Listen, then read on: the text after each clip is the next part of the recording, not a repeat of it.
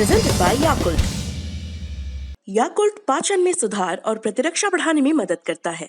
प्रतिदिन याकुल्ट का सेवन करें। पहली सुर्खी आई पश्चिम बंगाल से। सूबे की भाजपा इकाई के उपाध्यक्ष अर्जुन सिंह के घर पर आज सुबह देसी बम दागे गए। बैरकपुर से सांसद अर्जुन सिंह का घर उत्तर 24 परगना के जगतदल में है।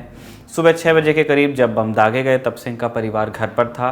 सांसद का सुरक्षा अमला भी मौजूद था, लेकिन किसी के हताहत होने की खबर अभी तक नहीं मिली है।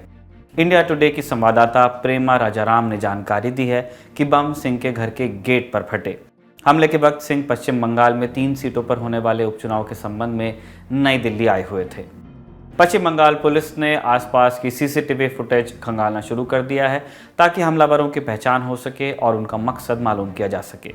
सूबे के राज्यपाल जगदीप धनखड़ ने हमले के बाद एक ट्वीट करके कहा कि पश्चिम बंगाल में बेलगाम हिंसा का दौर थम नहीं रहा है।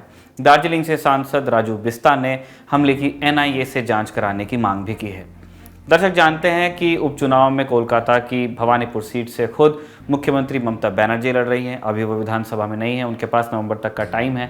3 सीटों के लिए 30 सितंबर को वोट डाले जाएंगे। पश्चिम बंगाल में भवानीपुर के अलावा जंगीपुर और शमशेरगंज में भी उपचुनाव होना है।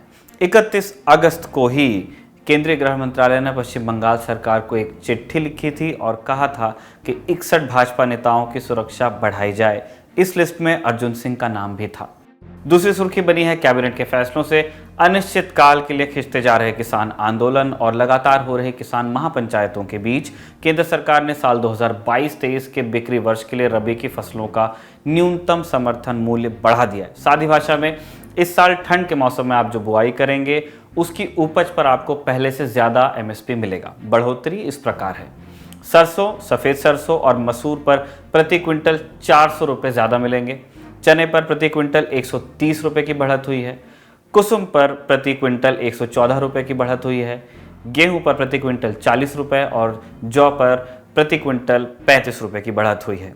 इस बढ़ोतरी पर प्रधानमंत्री मोदी ने ट्वीट किया, इसे बड़ा निर्णय बताया और कहा कि इससे अन्नदाता के लिए अधिकतम मूल्य सुनिश्चित होंगे।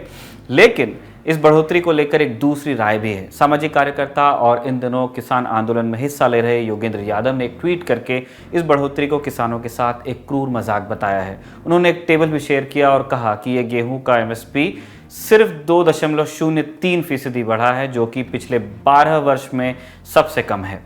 वैसे तारीफ और आलोचना से परे इस बढ़त को देखने का एक दूसरा तरीका भी है। सरकार कहती रही है कि वो किसानों को गेहूं और चावल जैसी फसलों की जगह दलहन और तिलहन उगाने के लिए प्रेरित करना चाहती है।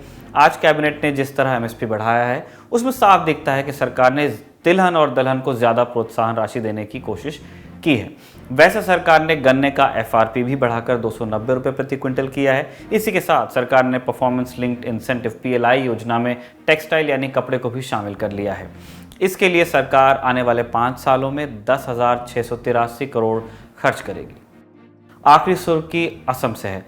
आज यहां माजुली में 2 नावों के बीच टक्कर हो गई, जिसके बाद दोनों नावें ब्रह्मपुत्र नदी में डूब गई। हादसे के वक्त दोनों नावों पर तकरीबन 120 लोग सवार थे। न्यूज़ वेबसाइट ईस्ट मोजो के मुताबिक 100 के करीब लोगों को अब तक बचा लिया गया है। राहत और बचाव के लिए एनडीआरएफ और एसडीआरएफ के जवानों को लगा दिया गया है और लापता लोगों की तलाश जारी है।